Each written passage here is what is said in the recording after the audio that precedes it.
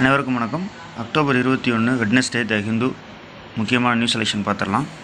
First பேஜில் இருக்கிற பிஎம்மோட statement ஃபுல்லாகவே நம்ம படிச்சுக்கணும். அவரோட பேச்சு எப்போ இருந்தாலும் சரி, மன் கி பாத்தில் இருந்தாலும் சரி, அல்லது வேறு ஏதாவது ஒரு ஈவெண்ட்டில் பேசினாலுமே அதில் இருக்கக்கூடிய சாராம்சம், அதில் பயன்படுத்திருக்கக்கூடிய புது வார்த்தைகள் எல்லாமே நம்ம நோட் பண்ணி வச்சுக்கணும்.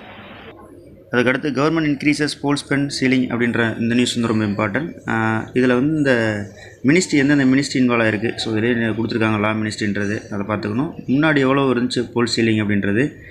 ஸோ எலெக்ஷன் சமயத்தில் ஒவ்வொரு கட்சிகளும் அல்லது தனிப்பட்ட ஒரு வேட்பாளரும் எந்த அளவுக்கு ஸ்பெண்ட் பண்ணலாம், எம்பி எலெக்ஷனில் எம்எல்ஏ எலெக்ஷனில் எவ்வளோ ஸ்பெண்ட் பண்ணணும் அஃபிஷியலாக அப்படின்றதுக்கான விஷயங்கள் எல்லாமே தெரிஞ்சு வச்சுக்கணும். ஸோ எலக்டோரல் ரிஃபார்ம்ஸ் அப்படின்னு சொல்லி வரும்பொழுது இதெல்லாமே நம்ம எழுதுகிற மாதிரி இருக்கும் மெயின்ஸில்.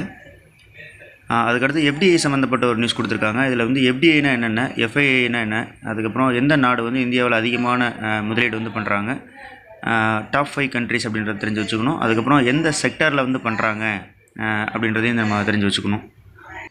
அடுத்து எடிட்டோரியல். இதில் ஆஃப்செட் பாலிசி அப்படின்ற மாதிரி ஒன்று கொடுத்துருக்காங்க. இந்த ஆஃப்செட் பாலிசினா என்ன அப்படின்றத பேசிக்ஸ் தெரிஞ்சு வச்சுக்கலாம். அதில் என்னென்ன கேள்வி கேட்கணும் அப்படின்னா, இந்த ஆஃப்செட் பாலிசி எதுக்கெல்லாம் பயன்படுத்த போகிறாங்க, அதுக்கப்புறம் இப்போது சப்போஸ் ஏர்லைன்ஸ் வாங்குறாங்க அப்படின்னா அது எந்த நாட்டிலேருந்து ப்ரொக்யூர் பண்ணுறாங்க, இந்த பாலிசியோட ப்ளஸ் என்ன மைனஸ் என்ன அப்படின்றதை நோட் பண்ணி வச்சுக்கணும். ஸோ அதுக்கப்புறம் ஃப்ரெஞ்ச் பாலிசி அல்லது ஃப்ரெஞ்ச் ஆக்ஷன் அப்படின்றதையும் நம்ம தெரிஞ்சு வச்சுக்கணும்.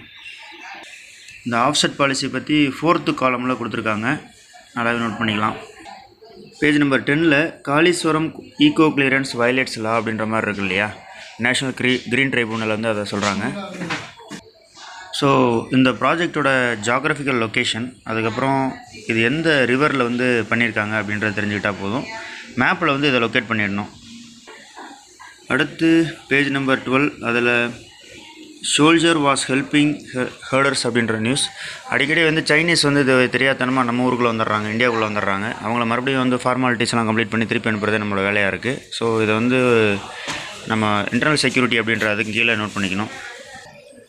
இந்தியா ரெப்ளைஸ் டு UNHCR சீஃப் கிரிட்டிசிசம்னு இருக்கிற இந்த நியூஸில் எதுக்காக இதில் foreign contribution regulation amendment act பற்றி பேசிக் தெரிஞ்சு வச்சுக்கணும். இது ஒரு ஃபாலோ அப் நியூஸ் தான், ஏற்கனவே இதை பற்றின நியூஸ் எல்லாமே வந்திருக்கு.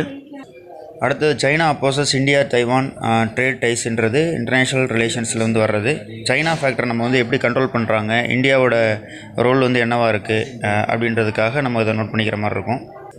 அடுத்து hybrid smart fence being tested along LOCன்னு சொல்லியிருக்கு இல்லையா. ஸோ இதில் இந்த இன்டர்னல் செக்யூரிட்டியில் பார்டர் ஏரியாஸில் நம்ம என்னென்ன மாதிரியான டெக்னாலஜிலாம் யூஸ் பண்ணுறோம் அப்படின்றத எஸ்ஏயில் கேட்கலாம், அல்லது மெயின்ஸில் GS பேப்பர்லையும் கேட்குறது வாய்ப்பு இருக்குது. அதனால் இன்டர்னல் செக்யூரிட்டி அப்படின்றது அந்த டாபிக் கீழே இதை ஃபுல்லாகவே நம்ம படிச்சுக்கலாம்.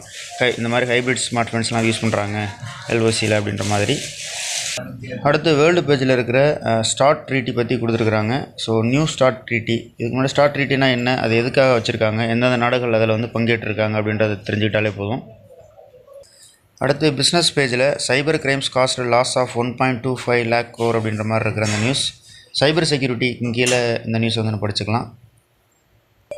ஸோ இதோட இன்றைக்கி நியூஸ் செலெக்ஷன் முடியுது. மற்றும் ஒரு நியூஸ் செலெக்ஷன் வீடியோவில் சந்திக்கலாம். அனைவருக்கும் நன்றி.